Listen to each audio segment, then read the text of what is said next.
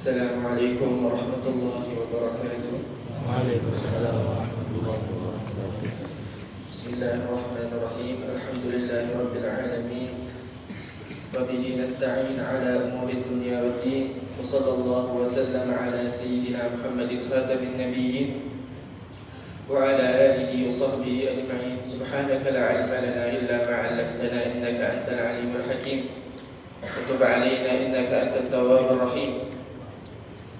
رب اشرح لي صدري ويسر لي أمري واحلل عقدة من لساني يفقهوا قولي واهد قلبي وسدد لساني بجاه النبي وآله وصحبه. نوينا التعلم والتعليم والإفادة والاستفادة والتذكر والتذكير والنفع والانتفاع والحث على التمسك بكتاب الله وسنة رسوله والدعوة إلى الهدى والدلالة على الخير ibtigha'a mardatika wa qurbika wa thawabika ya arhamar rahimin. Alhamdulillah rabbil alamin. Segala puji bagi Allah Subhanahu wa taala, zat yang menciptakan alam semesta, zat yang tidak henti-hentinya memberikan kepada kita nikmat-nikmat yang begitu banyak.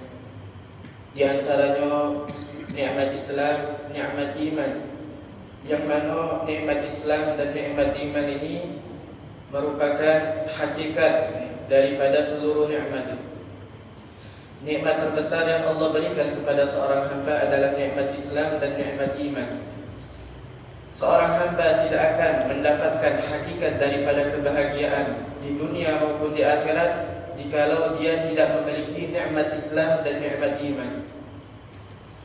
Kemudian kita juga bersyukur kepada Allah Subhanahu wa taala atas nikmat kita dijadikan umatnya Rasulullah sallallahu alaihi wasallam.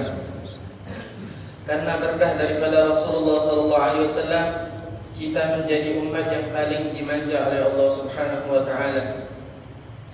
Umat yang paling dicintai oleh Allah Subhanahu wa taala. Umat yang paling diperhatikan oleh Allah Subhanahu wa taala.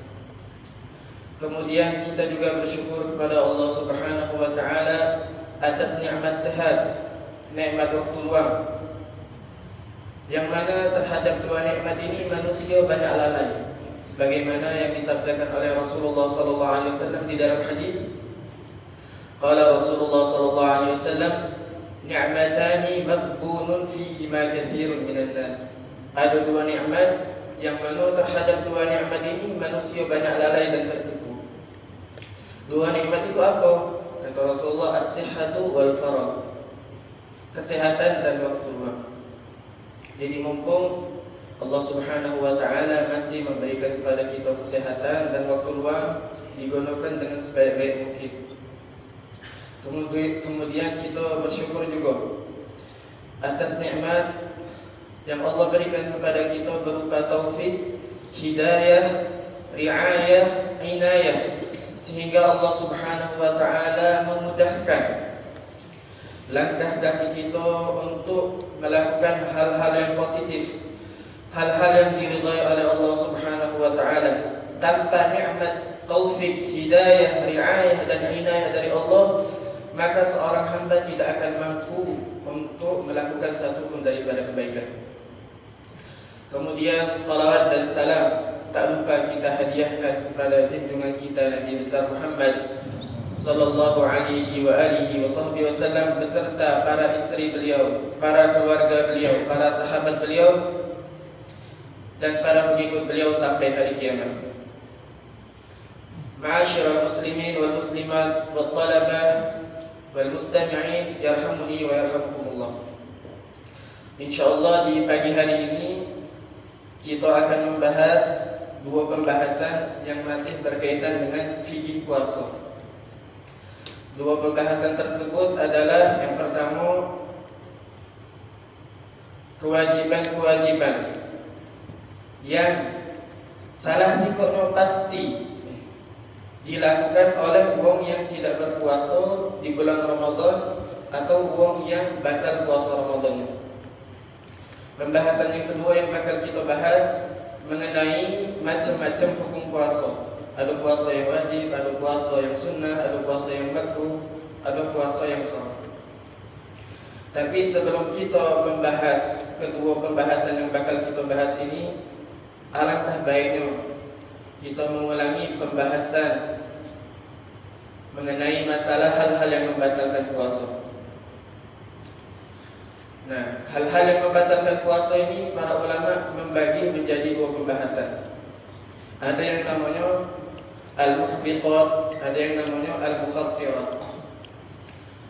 Pembahasan al-muhbitat ini pembahasan mengenai hal-hal yang membatalkan pahala puasa seseorang. Jadi hal-hal yang membatalkan pahala puasa seseorang ini ada 5. Yang pertama, al-kadhib, berdusta. Definisi daripada al-kadhib itu apa? Al-ikhbar bi syai'in ala khilafil waqi'. Memberikan kabar, memberikan satu berita yang tidak sesuai dengan realita, tidak sesuai dengan kenyataan. Hal kedua yang bisa membatalkan pahala puasa seseorang adalah al-ghibah, menggunjing atau membicarakan orang lain dari belakang. Definisi daripada ghibah itu sendiri apa? Dzikruka akhaka bima yakrahu fi ghaibatihi wa in kunta shadiqan. Engkau menyebutkan satu perkara atau satu sifat tentang saudaramu yang apabila dia mendengarnya dia bakalan marah. Dan ketika engkau menyebutkan perkara tersebut, orang yang engkau sebutkan itu tidak ada di hadapanmu. Itu hal kedua yang bisa membatalkan pahala puasa seseorang. Hal ketiga yang bisa membatalkan pahala puasa seseorang adalah an-namimah, mengadu domba. Definisi daripada an-namimah adalah naqlul kalam min fulan ila fulan atau min jama'atin ila jama'ah biqasdil ifsad wa biqasdi insya'il fitnah bainahum. Definisi daripada an-namimah, mengadu domba, itu apa? Memindahkan satu pembicaraan dari orang lain ke orang lain atau dari satu kelompok ke kelompok yang lain dengan bertujuan untuk merusak hubungan di antara mereka dan menimbulkan fitnah di antara mereka. Kemudian hal keempat yang bisa membatalkan pahala puasa seseorang adalah al-yaminul ghamus atau al-yamin al-kadhibah, sumpah dengan bersumpah yang palsu. Kemudian hal kelima yang bisa membatalkan pahala puasa seseorang adalah an-nadhar bisyahwah, memandang dengan pandangan yang syahwat, dengan pandangan hawa nafsu.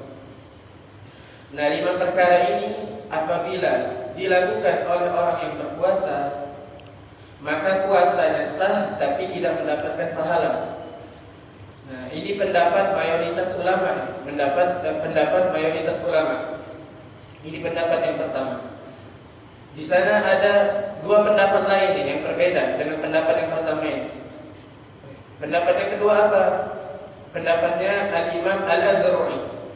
Al-Imam Al-Adhru'i, beliau namanya Shihabuddin Abul Abbas Ahmad bin Hamdan Al-Adhru'i. Beliau wafat tahun 783 Hijriah. Beliau berpendapat 5 perkara ini apabila dilakukan oleh orang yang berpuasa, maka puasanya sah, mendapatkan pahala puasa, tapi dia berdosa karena melakukan maksiat ketika dia berpuasa. Berbeda dengan pendapat yang pertama. Pendapat yang pertama, puasa sah tapi tidak dapat pahala. Kalau pendapat yang kedua, puasa sah, dapat pahala puasa tapi dia berdosa karena melakukan maksiat ketika dia berpuasa. Kemudian di sana ada pendapat yang ketiga, yaitu pendapat Al-Imam Al-Auza'i. Nama beliau Abu Amr Abdurrahman bin Amr Al-Auza'i. Beliau wafat pada tahun 105 Hijriah. Beliau ini termasuk mujtahid mutlak juga. Ulama besar seperti Imam Abu Hanifah, Imam Malik, Imam Syafi'i, Imam Ahmad bin Hanbal. Beliau berpendapat 5 perkara yang tadi kita sebut itu apabila dilakukan oleh orang yang berpuasa, maka puasa orang tersebut batal. Puasanya yang batal, bukan pahalanya batal, tapi puasanya batal. Nah, ini 5 perkara mengenai hal-hal yang membatalkan puasa. Kemudian kita pindah ke pembahasan mengenai hal-hal yang membatalkan puasa. Paling tidak ada 11 perkara yang membatalkan puasa seseorang. Yang pertama apa? Ar-riddah, murtad. Wal iyadu billah. Kalau ada orang Islam murtad, kemudian dia tidak puasa Ramadan, maka dia wajib mengqadha puasa Ramadan. Nah, murtad ini termasuk jenis kekufuran yang paling buruk sebagaimana yang disebutkan oleh Al-Imam Al-Khatib Asy-Syarbini di dalam kitab beliau Mughnil Muhtaj. Beliau mengatakan wahiyya afhashul kufri wa aghladuhu hukman. Dan murtad ini merupakan jenis kekufuran yang paling buruk jenis kekufuran yang paling jahat, yang paling tercela. Karena kafir itu bukan satu jenis Ada namanya murtad, ada namanya kafirul harbi, ada namanya kafir al-mu'ahad, ada namanya kafirul dhimmi. Nah, dari semua jenis kafir yang paling jelek, yang paling buruk, yang paling jahat adalah murtad. Karena kenapa? Karena dia telah mendapatkan hidayah, kemudian dia keluar dari hidayah tersebut. Kata Al-Imam Al-Khatib Asy-Syarbini, wahiyya afhashul kufri wa aghladuhu hukman. Murtad merupakan jenis kekufuran yang paling jelek, yang paling buruk, dan hukuman yang akan ditimpakan kepada orang murtad ini sangatlah berat. Nah, kemudian beliau mengatakan muhbitatun lil amal in ittasalat bil maut. Murtad ini bisa menjadikan amal ibadah seseorang ketika dia pernah melakukannya dalam keadaan Islam itu bisa menjadi sia-sia. Dengan catatan apa? Jikalau dia mati dalam keadaan murtad. Jadi kalau misalnya dia murtad, kemudian dia balik lagi ke agama Islam, maka apa yang pernah dia lakukan ketika dia Islam daripada amal ibadah itu dihitung kembali, dianggap lagi, tidak sia-sia. Hal ini selaras dan sejalan dengan apa yang Allah Subhanahu wa taala firmankan di dalam Al-Qur'an, A'udzu billahi minasyaitonir rajim. Wa may yartadid minkum 'an dinihi fayamut wa huwa kafirun fa ulaika habitat a'maluhum fid dunya wal akhirah wa ulaika ashabun nar hum fiha khalidun. Barang siapa yang murtad dari kalian kemudian dia meninggal dalam keadaan kafir, dalam keadaan murtad, maka mereka inilah yang amal ibadahnya itu menjadi sia-sia di dunia maupun di akhirat. Dan mereka inilah penghuni neraka kekal selamanya di neraka. Nah, ini perkara pertama yang bisa membatalkan puasa seseorang, yaitu murtad. Yang kedua yang bisa membatalkan puasa seseorang adalah al-junun, walau lahdatan, terkena penyakit gila walaupun sebentar. Yang ketiga yang bisa membatalkan puasa apa? Al-ihma in amma jami'un nahar. In amma jami'an nahar. Pingsan jikalau mencakup seluruh waktu puasa. Begitu juga yang keempat, as-sukur, mabuk in amma jami'an nahar. Jadi pingsan sama mabuk ini bisa membatalkan puasa seseorang apabila pingsan dan mabuknya ini mencakup seluruh waktu puasa. Dari adzan subuh misalnya dia pingsan atau mabuk sampai adzan maghrib, baru dia sadar, maka puasanya tidak sah dan wajib diqadha. Berbeda dengan orang yang tidur. Ada orang dia niat puasa, pasang niat puasa pada malam hari. Kemudian dia ketiduran sebelum azan subuh. Bangun, udah azan maghrib. Apakah batal puasa orang yang macam ini? Apakah tidak sah? Tetap sah. Jadi kalau orang yang ketiduran yang mencakup seluruh waktu puasa tetap sah puasanya. Tapi kalau orang yang pingsan atau orang yang mabuk, yang mana pingsan dan mabuknya ini mencakup seluruh waktu puasa, nah macam inilah, jenis macam inilah yang puasanya tidak sah dan wajib diqadha. Itu perkara ketiga dan keempat yang bisa membatalkan puasa seseorang. Perkara yang kelima, dukhulu ainin min manfadin maftuh ila ma yusamma jawfan amidan aliman bitahrim mukhtaran. Masuknya sesuatu yang ada zatnya, ada wujudnya ke dalam rongga tubuh manusia yang berpuasa melalui lubang-lubang yang terbuka. Dia melakukan itu dalam keadaan sengaja, kemudian dia mengetahui itu membatalkan puasa, kemudian tidak ada paksaan dia melakukan itu. Berbeda kalau misalnya dia dipaksa. untuk memasukkan sesuatu ke dalam tubuhnya melalui lubang-lubang yang terbuka, maka puasa tidak batal. Nah, itu perkara yang keberapa tadi? Perkara yang kelima. Nah, kemudian perkara yang keenam, al-jima', melakukan hubungan badan suami istri. Itu bisa membatalkan puasa seseorang. Kemudian yang ketujuh, yang kedelapan, yang kesembilan adalah al-haid wal nifas wal wiladah. Seorang perempuan apabila dia puasa kemudian keluar darah haid atau keluar darah nifas atau dia melahirkan, walaupun setelah dia melahirkan tidak keluar darah, tiga perkara ini bisa membatalkan puasa seorang perempuan. Nah, itu perkara yang ketujuh, kedelapan, kesembilan. Jadi haid, nifas, melahirkan walaupun tidak keluar darah itu bisa membatalkan puasa seorang perempuan. Kemudian yang ke-10 yang bisa membatalkan puasa seseorang adalah al-istimna, talabul khurujil mani, memaksakan diri untuk mengeluarkan air mani dengan cara apapun. Ketika dia memaksakan diri untuk mengeluarkan air mani dan keluar air mani, walaupun sedikit, batal puasa. Tapi kalau tidak dipaksa keluar dewek, contohnya mimpi basah, apakah batal puasa? Tidak batal. Nah, kemudian perkara ke-11 yang bisa membatalkan puasa seseorang adalah al-istiqa'ah. Al-istiqa'ah artinya talabu khurujil qaid, memaksakan diri untuk memuntahkan sesuatu dari dalam perutnya. Kemudian muntah walaupun sedikit, batal puasa. Nah, ini 11 perkara yang bisa membatalkan puasa seseorang. Nah, setelah kita mengetahui hal-hal yang membatalkan puasa dan hal-hal yang membatalkan pahala puasa,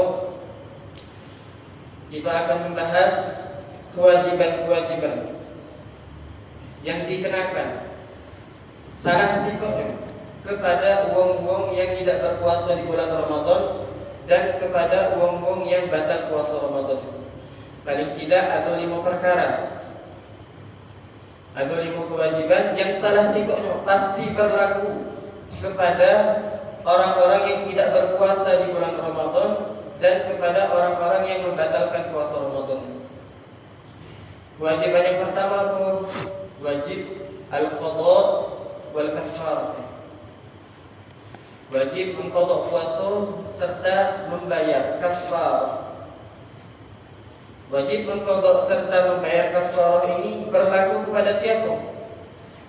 Kepada seseorang yang membatalkan puasa, yang membatalkan puasa di bulan Ramadan, membatalkan puasa Ramadannya dengan berhubungan badan suami istri, yang mana hukum berhubungan badan suami istrinya tadi haram. Kemudian haram berhubungan badan suami istrinya ini karena dia puasa. Kemudian haram berhubungan badan suami istri yang dia lakukan pada saat dia puasa itu, wong yang membatalkan puasa tersebut menemui terbenamnya matahari di hari dia membatalkan puasanya dengan berhubungan badan tadi. Jadi ada 6 syarat ya?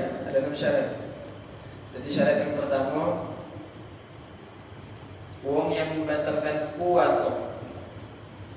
Jadi kalau wong yang tak puasa, dari awal tak puasa, tiba-tiba berhubungan badan dia, misalnya dia azan subuh makan minum dia, sengaja tak puasa, habis itu berhubungan badan, maka tidak diwajibkan untuk dia mengeluarkan kafar. Jadi syarat yang pertama dalam keadaan puasa. Kemudian syarat yang kedua, puasa di bulan Ramadan. Kalau puasa di selain bulan Ramadan, kemudian puasa di selain bulan Ramadan tadi dibatalkan dengan berhubungan badan, maka tidak diwajibkan kepada dia untuk membayar kafarah. Itu syarat yang kedua ya. Puasa di bulan Ramadan, kemudian dia membatalkan puasanya dengan berhubungan badan suami istri. Berbeda kalau misalnya dia membatalkan puasa Ramadannya dengan makan minum, tidak diwajibkan kepada dia untuk membayar kafarah. Nah, itu syarat yang ketiga. Yang keempat, yang mana berhubungan badan ini hukumnya haram. Karena di sana ada berhubungan dilakukan pada saat puasa Ramadan tapi tidak haram. Contohnya uang yang melakukan perjalanan jauh yang diperbolehkan bagi dia untuk tidak puasa. Kemudian dia melakukan hubungan badan, hubungan intim suami istri dengan niat tarakhus. Niat tarakhus ini dia memasang niat untuk mengambil keringanan di dalam syariat. Nah, hubungan badan, hubungan intim yang dilakukan oleh wong yang melakukan perjalanan jauh ini hukumnya tidak haram.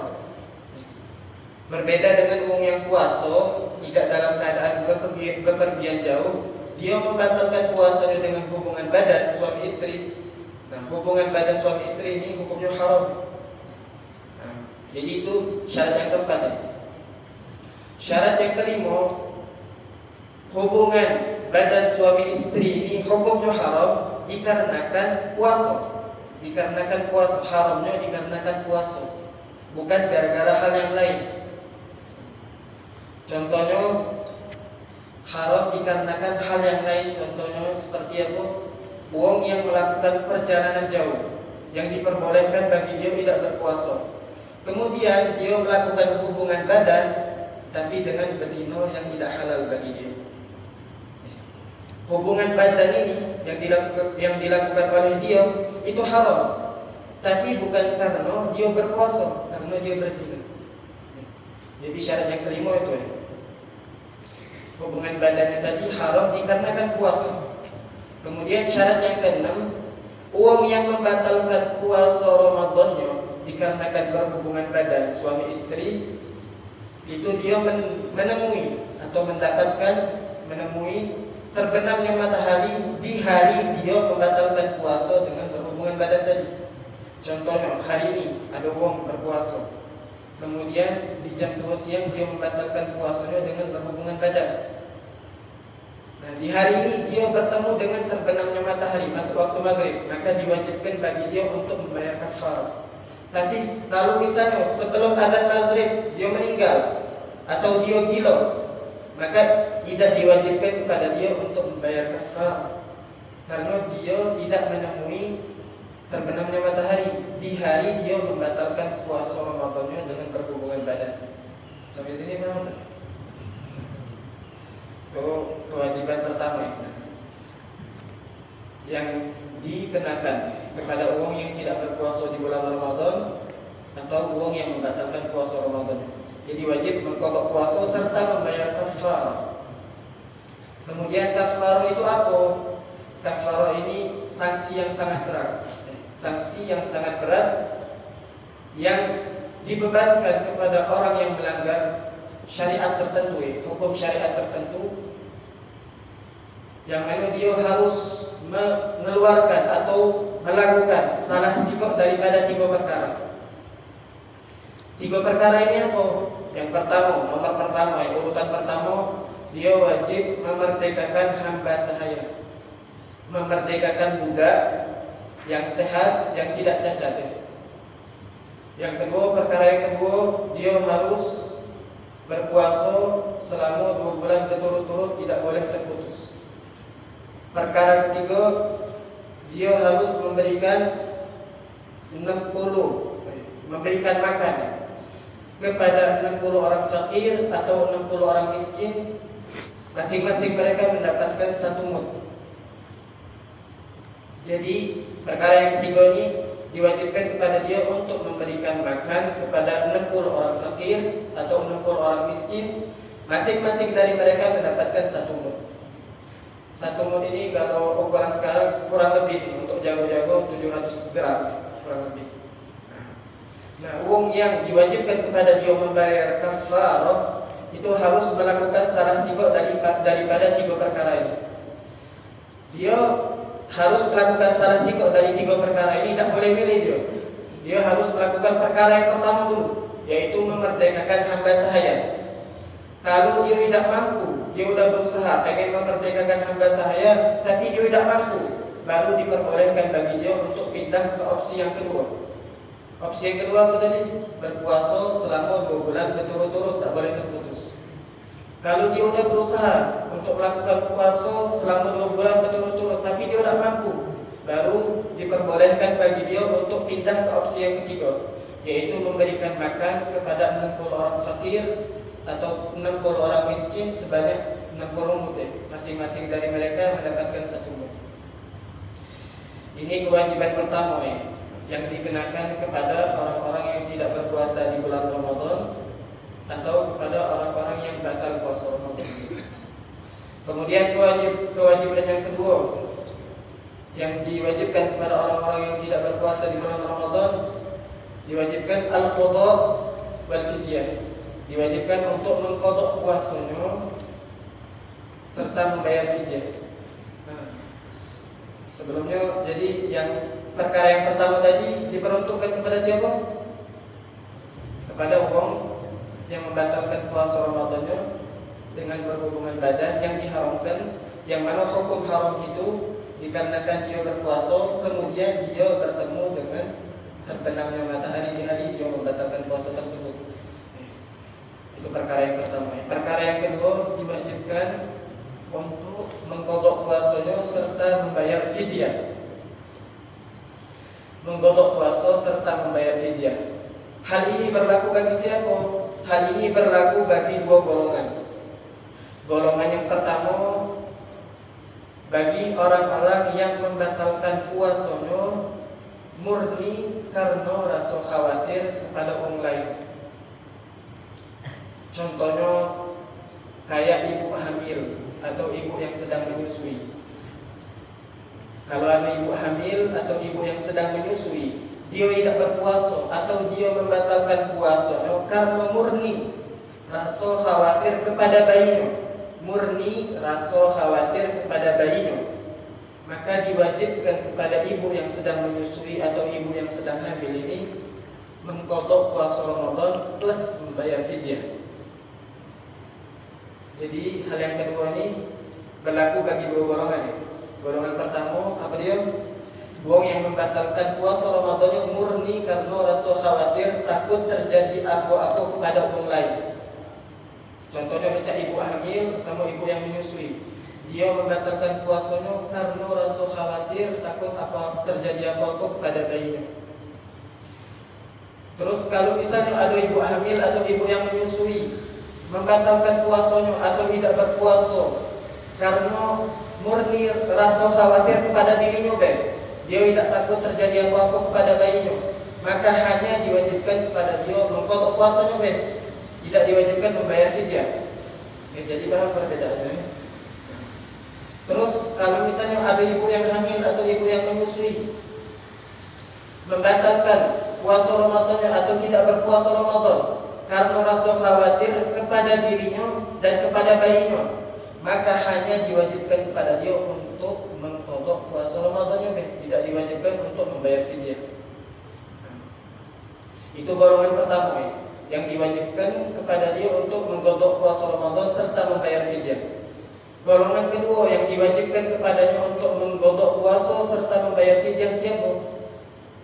Yaitu orang-orang yang meninggalkan atau orang-orang yang memiliki hutang puasa Ramadan. Kemudian dia ada kemampuan untuk mengqadha puasa Ramadannya, tapi tidak diqadha sama dia sampai datang Ramadan selanjutnya. Maka diwajibkan bagi dia untuk apa? Mengqadha puasa Ramadan serta membayar fidyah. Fidyah itu apa?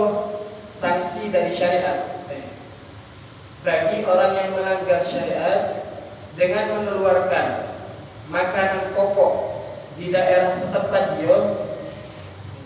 Sanksi yang diberikan oleh syariat kepada orang yang melanggar syariat dengan mengeluarkan makanan pokok daerah setempat dia, yang mana dia berikan kepada orang fakir, bukan 60 orang fakir, kepada orang fakir, 1 orang fakir atau 1 orang miskin, yang mana fidyahnya tadi, makanan pokoknya tadi seukuran dengan 1 mud atau setara dengan 700 gram. Nah, ini kewajiban yang kedua. Nah, kewajiban ketiga yang berlaku bagi orang yang meninggalkan puasa Ramadan atau membatalkan puasa Ramadan adalah diwajibkan kepadanya untuk mengqadha puasa Ramadannya. tidak diwajibkan untuk membayar kafarah, tidak diwajibkan untuk membayar fidyah. Hal ini berlaku bagi umumnya wong-wong yang membatalkan puasa Ramadan. Contohnya wong murtad tadi. Wong murtad kalau misalnya dia balik lagi ke Islam, maka diwajibkan kepada dia, kalau dia meninggalkan puasa Ramadan, diwajibkan kepada dia untuk mengqadha puasa Ramadannya. Tidak diwajibkan membayar kafarah, tidak diwajibkan untuk membayar fidyah. Kemudian kepada siapa lagi? Kepada kepada seorang perempuan yang batal puasanya karena haid, karena nifas, karena melahirkan, diwajibkan kepada mereka hanya mengqadha puasa Ramadannya. Kemudian kepada siapa lagi? Kepada orang yang dengan sengaja memasukkan sesuatu ke dalam rongga tubuhnya melalui lubang-lubang yang terbuka, diwajibkan kepada dia hanya mengqadha puasa Ramadannya. Begitu juga kepada siapa? Kepada ibu yang hamil atau ibu yang menyusui, yang mana dia murni membatalkan puasa ini karena rasa khawatir kepada dirinya. Begitu juga kepada ibu yang menyusui atau ibu yang hamil yang membatalkan puasanya karena rasa khawatir kepada dirinya dan rasa khawatir kepada bayinya. Begitu juga kewajiban qadha ini berlaku kepada siapa? Kepada wong yang membatalkan puasanya karena memaksakan diri untuk mengeluarkan air mani, dan keluar air mani walaupun sedikit. Dan juga mengqadha puasa ini berlaku kepada siapa? Kepada orang yang memaksakan dirinya untuk memuntahkan sesuatu dan muntah sesuatu darinya, maka diwajibkan kepada orang-orang tersebut hanya mengqadha puasa Ramadannya. Nah, itu kewajiban yang ketiga yang berlaku kepada orang-orang yang tidak berpuasa di bulan Ramadan dan membatalkan puasa Ramadannya. Perkara yang keempat, hanya diwajibkan kepada dia ini membayar fidyah saja. Tidak diwajibkan untuk mengqadha puasa Ramadan dan juga tidak diwajibkan untuk membayar kafar. Hanya diwajibkan kepada dia ini untuk membayar fidyah saja.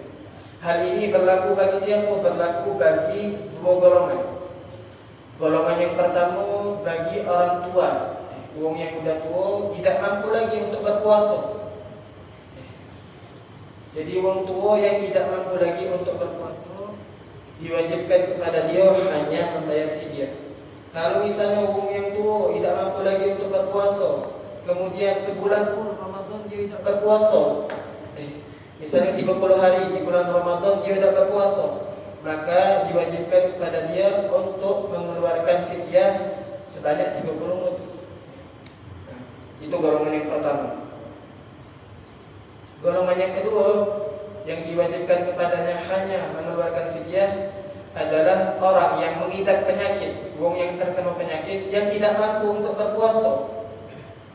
Kemudian dokter telah memvonis dia bahwasanya penyakitnya tadi tak bakalan sembuh. Kepada golongan yang kedua ini juga diwajibkan kepadanya hanya membayar fidyah saja.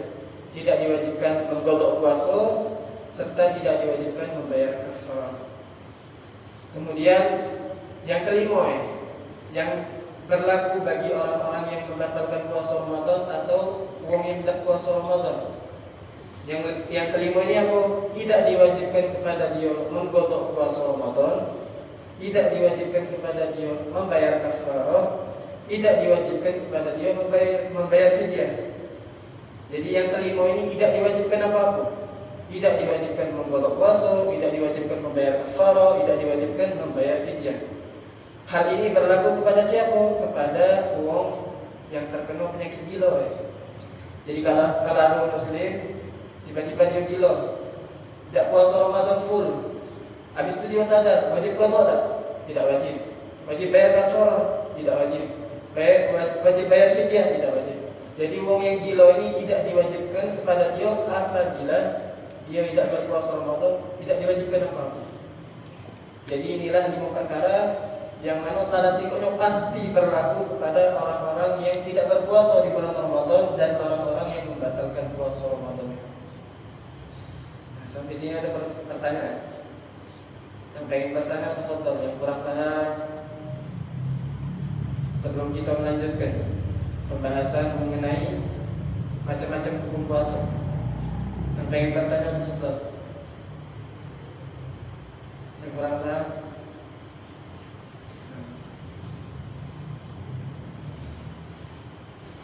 Kita lanjut ya. Pembahasan yang kedua, macam-macam hukum puasa. Jadi macam-macam hukum puasa ini ada hukum puasa, hukumnya wajib ya. Ada puasa wajib, ada puasa sunnah, ada puasa-puasa yang makruh, ada puasa-puasa yang haram. Nah, puasa-puasa yang wajib ini paling tidak ada 5 gambaran.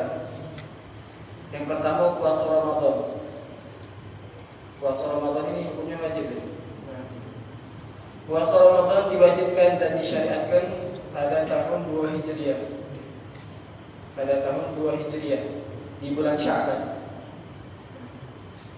Dan Rasulullah wafat pada tahun 10 Hijriah. Jadi Rasulullah bertemu dengan bulan Ramadan setelah Ramadan disyariatkan dan diwajibkan kepada Rasulullah beserta umatnya itu sebanyak 9 kali. Bulan Ramadan, puasa Ramadan disyariatkan pada tahun 2 Hijriah. Rasulullah wafat pada tahun 10 Hijriah. Jadi Rasulullah bertemu dengan bulan Ramadan setelah bulan Ramadan itu disyariatkan untuk berpuasa di dalamnya sebanyak 9 kali. Nah, jadi puasa wajib yang pertama adalah puasa Ramadan. Puasa wajib yang kedua adalah puasa kafarah. Yang tadi kafarah, kalau ada orang yang tidak mampu untuk memerdekakan hamba sahaya, maka diwajibkan kepada dia untuk berpuasa selama 2 bulan berturut-turut. Nah, hukum puasa 2 bulan berturut-turut tak boleh putus ini adalah wajib bagi dia. Nah, kemudian puasa yang wajib yang ketiga apa dia? Puasa nazar ya. Kalau ada orang bersumpah misalnya, kalau misalnya aku berhasil melakukan ini, aku bakalan puasa karena Allah selama 3 hari misalnya, maka hukum puasa 3 hari ini wajib bagi dia. Nah, itu puasa nazar. Kemudian puasa qada ya. Puasa qada Ramadan, misalnya dia punya hutang Ramadan, hukum dia membayar puasa qada tersebut adalah wajib ya. Nah, kemudian gambaran puasa wajib yang kelima adalah puasa yang dilakukan bagi orang-orang yang pengen melakukan salat istisqa. Salat istisqa itu salat minta hujan. Apabila pemimpin di daerah orang-orang yang pengen melakukan salat istisqa itu memerintahkan mereka untuk berpuasa selama 3 hari. Jadi kalau misalnya ada pemimpin di daerah orang-orang yang pengen melakukan salat istisqa, mewajibkan kepada orang-orang tersebut berpuasa 3 hari, maka wajib bagi mereka itu untuk berpuasa selama 3 hari sebelum melakukan salat istisqa. Nah, itu 5 gambaran puasa-puasa yang wajib. Jadi yang pertama apa? Puasa Ramadan. Yang kedua puasa kafarah. Yang ketiga puasa nazar. Yang keempat puasa qada. Yang kelima puasa 3 hari yang dilakukan sebelum melakukan salat istisqa apabila pemimpin di daerah tersebut menyuruh mereka untuk melakukan puasa selama 3 hari. Nah, inilah gambaran puasa-puasa yang diwajibkan. Kemudian ada puasa-puasa yang disunahkan. Nah, puasa-puasa yang disunnahkan ini dibagi menjadi 3. Ada yang disunnahkan setahun sekali, ada yang disunnahkan setahun sekali, ada yang disunnahkan sebulan sekali, ada yang disunnahkan seminggu sekali. Puasa yang disunnahkan setahun sekali ini banyak ya. Contohnya puasa 6 hari di bulan Syawal, itu setahun sekali sunnah. Kemudian puasa di hari Arafah. Di hari Arafah bagi orang yang tidak dalam keadaan menjalankan ibadah haji. Jadi kalau orang yang lagi melaksanakan ibadah haji, tidak disunahkan bagi dia untuk puasa sunnah Arafah. Nah, walaupun dia mampu untuk berpuasa, karena 2 alasan. Pertama, karena mengikuti Nabi Muhammad SAW. Karena Rasulullah SAW tatkala beliau menjalankan ibadah haji pada hari Arafah, beliau tidak melakukan puasa sunnah Arafah. Alasan yang kedua, agar dia ini memiliki fisik yang kuat untuk melakukan rangkaian ibadah yang ada di hari Arafah. Jadi bagi orang yang lagi dalam keadaan haji, tidak disunnahkan bagi dia untuk menjalankan puasa sunnah Arafah walaupun dia mampu. Nah, puasa Arafah ini puasa pada tanggal 9 Dzulhijjah. Nah, itu yang kedua, puasa sunnah yang kedua yang berlaku setahun sekali. Puasa sunnah yang ketiga yang berlaku setahun sekali itu puasa di hari 9 Muharram, yang lebih dikenal dengan puasa Tasu'a. Yang keempat puasa Asyura, puasa yang dilakukan pada tanggal 10 Muharram. Kemudian puasa yang kelima adalah puasa di bulan-bulan yang haram. Bulan-bulan yang haram itu ada 4, bulan Rajab, bulan Dzulqa'dah, Dzulhijjah, sama bulan Muharram. Nah, inilah gambaran puasa-puasa yang sunnah yang dilakukan setahun sekali. Kemudian ada puasa-puasa sunnah yang dilakukan sebulan sekali. Contohnya puasa di Ayyamil Bidh, puasa di hari-hari putih, di hari-hari yang cerah, di hari-hari yang terang. Kenapa dinamakan hari-hari yang terang? Karena sebelum kita menjelaskan kenapa dinamakan hari-hari terang, hari-hari terang itu adalah setiap tanggal 13, 14, 15 di bulan Hijriah. Setiap tanggal 13, 14, 15 di bulan Hijriah itu dinamakan hari-hari yang terang. Kenapa dinamakan hari-hari yang terang? Karena pada malam 13, malam 14, malam 15 itu adalah malam bulan purnama, ya. Jadi puasa di tanggal 13, 14, 15 itu disunahkan setiap bulan Hijriah, kecuali pada bulan Dzulhijjah. Pada bulan Dzulhijjah memulai untuk melakukan puasa sunnah Ayyamul Bidh itu dimulai bukan pada tanggal 13 Dzulhijjah. Karena apa? Karena berpuasa pada tanggal 13 Dzulhijjah ini haram hukumnya. Jadi kalau khusus untuk bulan Dzulhijjah melakukan puasa-puasa sunnah di hari-hari putih itu dimulai pada tanggal 14, 15, 16 Dzulhijjah. Tapi kalau selain bulan Dzulhijjah, di bulan-bulan Hijriah, disunnahkan bagi dia untuk berpuasa pada tanggal 13, 14, 15 di setiap bulan. Tapi khusus di bulan Dzulhijjah dimulai untuk melakukan puasa Ayyamul Bidh ini pada tanggal apa? Pada tanggal 14, 15 sama 16. Nah, itu gambaran puasa sunnah yang dilakukan sebulan sekali. Ada juga puasa sunnah yang dilakukan pada sebulan sekali ini. Selain puasa-puasa putih ini ada namanya puasa-puasa gelap. Kebalikannya, setiap akhir bulan, tanggal 28, 29, 30 setiap bulan Hijriah. Jadi setiap tanggal 28, 29, 30 setiap bulan Hijriah disunnahkan untuk berpuasa. Namanya puasa Ayyamus Sud, hari-hari gelap. Karena tidak kejiwaan bulan pada malam-malam tersebut. Nah, itu puasa-puasa sunnah yang dilakukan sebulan sekali. Ada puasa-puasa sunnah yang dilakukan seminggu sekali, seperti puasa Senin Kamis. Nah, inilah gambaran puasa-puasa sunnah dan macam-macamnya.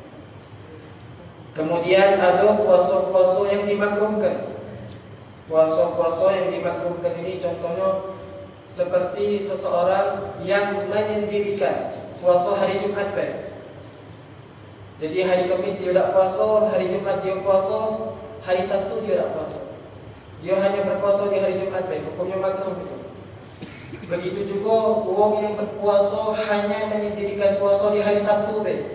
Hari Jumat dia tidak berpuasa, hari Sabtu dia berpuasa, hari Ahad dia tidak berpuasa, maka hukum dia berpuasa di hari Sabtu itu makruh hukumnya. Begitu juga orang yang menyendirikan puasa pada hari Ahad. Hari Sabtu dia tidak puasa, hari Ahad dia puasa, hari Senin dia berpuasa, tidak berpuasa, maka hukum berpuasa di hari Ahad itu makruh. Jadi kalau orang menyendirikan puasa di hari Jumat atau di hari Sabtu atau di hari Ahad, nah hukum puasa itu adalah makruh. Nah, kemudian hukum berpuasa yang haram itu ada dua ya. Haram tapi sah atau haram yang tidak sah. Haram yang sah ini gambarannya macam mana? Contohnya puasa sunnah yang dilakukan oleh seorang istri tanpa mendapatkan izin dari suaminya. Jadi kalau ada seorang istri melakukan puasa sunnah tanpa mendapatkan izin daripada suaminya, hukum puasanya itu haram tapi sah. Begitu juga seorang hamba sahaya, budak, dia melakukan puasa sunnah tanpa mendapatkan izin daripada majikannya, daripada pemiliknya, hukum puasa ini haram tapi sah. Ada hukum puasa haram dan tidak sah. Paling tidak ada di 4 keadaan hukum puasa yang haram dan tidak sah. Keadaan yang pertama, puasa yang dilakukan pada hari raya, baik hari raya Idul Fitri atau Idul Adha. Kemudian keadaan yang kedua, puasa di hari-hari tasyrik, puasa di tanggal 11, 12, 13 Zulhijjah. Kemudian puasa yang ketiga yang diharamkan dan tidak sah ini, puasa yang dilakukan pada tanggal 16 Sya'ban ke pucuk. Jadi kalau misalnya ada orang yang berpuasa di tanggal 16 Sya'ban ke pucuk, itu hukum puasanya haram dan tidak sah. Keadaan yang keempat yang membuat puasa seseorang itu haram dan tidak sah, apabila dia melakukan puasa pada hari yang mana di hari tersebut diragukan apakah sudah masuk Ramadan atau belum. Contohnya tanggal 30 Sya'ban, diragukan hari tersebut apakah sudah masuk tanggal 1 Ramadan atau masih di bulan Sya'ban. Nah, kalau misalnya ada orang yang berpuasa di hari tersebut, hukum puasanya haram dan tidak sah. Nah, kadang-kadang keadaan yang ketiga dan keempat ini tidak haram hukumnya. Keadaan yang ketiga dan keempat ini apa? Yang tadi puasa di tanggal 16 Sya'ban ke pucuk dan puasa di hari yang diragukan apakah sudah masuk Ramadan atau belum. Kadang-kadang hukum berpuasa di dua keadaan ini tidak diharamkan dan sah di tiga tempat, di tiga keadaan. Jadi kadang-kadang berpuasa di dua waktu ini tidak diharamkan dan sah di tiga keadaan. Keadaan yang pertama, apabila dia memiliki puasa yang wajib yang belum dibayar sama dia. Contohnya puasa qadha, puasa kafarah, puasa nadar. Dia tidak sempat melakukan puasa wajib tadi. Sempatnya kapan? Sempatnya di tanggal 16 Sya'ban ke-7. Maka diwajibkan bagi dia untuk melakukan puasa di hari-hari tersebut. Hukum dia melakukan puasa di hari-hari tersebut tidak haram dan sah. Itu keadaan yang pertama. Yang apabila dia melakukan puasa di hari-hari tersebut tidak haram dan sah. Keadaan yang kedua, apabila dia memiliki kebiasaan untuk berpuasa di hari-hari tertentu. Contohnya dia memiliki kebiasaan untuk melakukan puasa Senin Kamis. Dan bertepatan hari Senin dan Kamisnya ini terjadi tanggal 16 Sya'ban ke-7. Maka ketika dia melakukan puasa di tanggal 16 Sya'ban ke-7, di hari Senin dan hari Kamis yang biasanya dia melakukan di hari Senin dan Kamis itu untuk berpuasa, maka hukum puasanya itu sah dan tidak haram. Itu keadaan yang kedua. Keadaan yang ketiga, yang apabila seseorang melakukan puasa di tanggal 16 Sya'ban ke-7 tidak haram dan sah puasanya apabila dia menyambung puasa di tanggal 16 Sya'ban ini dengan satu hari sebelumnya. Jadi kalau misalnya ada orang puasa di tanggal 15 Sya'ban, diperbolehkan bagi dia untuk berpuasa di tanggal 16 Sya'ban sampai akhir Sya'ban. Tapi kalau misalnya ada orang tidak puasa 15 Sya'ban, kemudian dia pengen melakukan puasa di tanggal 16 Sya'ban, apakah diperbolehkan? tidak diperbolehkan, haram hukumnya dan tidak sah puasanya. Tapi kalau dia melakukan puasa di tanggal 15 Sya'ban, maka diperbolehkan bagi dia untuk melakukan puasa di tanggal 16 Sya'ban kemudian. Tapi kalau misalnya terputus puasanya, contohnya di tanggal 15 Sya'ban dia puasa, tanggal 16 puasa, tanggal 17 puasa, di tanggal 18 dia tidak berpuasa, maka diharamkan bagi dia untuk berpuasa di tanggal 19 sampai akhir Sya'ban. Jadi syaratnya apa? Diperbolehkan bagi dia untuk berpuasa di tanggal 16 Sya'ban apabila dia melakukan puasa sehari sebelumnya, yaitu tanggal 15 Sya'ban. Dan kalau misalnya dia pengen melakukan puasa sampai akhir Sya'ban, syaratnya dia tidak boleh memutus puasa di hari-hari tersebut. Kalau dia terputus puasanya, contohnya tanggal 18 Sya'ban tadi dia tidak puasa, maka diharamkan bagi dia untuk berpuasa di tanggal 19 Sya'ban kemudian. Ini kurang lebih yang baca Al-Faqih sampaikan. Kurang lebihnya minta maaf. Kalau misalnya ada pertanyaan, ada yang kurang paham, betul bagaimana? Betul. Ada pertanyaan?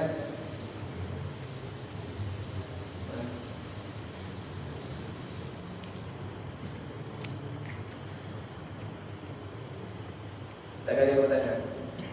Wallahu a'lam bishawab. Ya Rabbana a'tarafna bi annana iqtarafna wa annana asrafna ala lagha ashrafna fatub alaina tawbah taghsil li kulli hawbah wastur lana al-awrati wa amin ar-rawati waghfir li walidina rabbi wa mauludina والآل والإخوان وسائر الخلان وكل ذي محبة أو جيرة أو صحبة والمسلمين أجمع آمين ربي اسمع فضلا وجودا منا لا باكتساب منا بالمصطفى الرسول نحظى بكل سول صلى وسلم ربي عليه عد الحب وآله وصحبه عدد طش الصحب والحمد لله في البدء والتناهي سبحانك اللهم وبحمدك أشهد أن لا إله إلا أنت أستغفرك وأتوب إليك صلى الله على سيدنا محمد وعلى آله وصحبه وسلم الحمد لله رب العالمين بسر الفاتحة أعوذ بالله من الشيطان الرجيم بسم الله الرحمن الرحيم الحمد لله رب العالمين الرحمن الرحيم مالك يوم الدين إياك نعبد وإياك نستعين اهدنا الصراط المستقيم صراط الذين أنعمت عليهم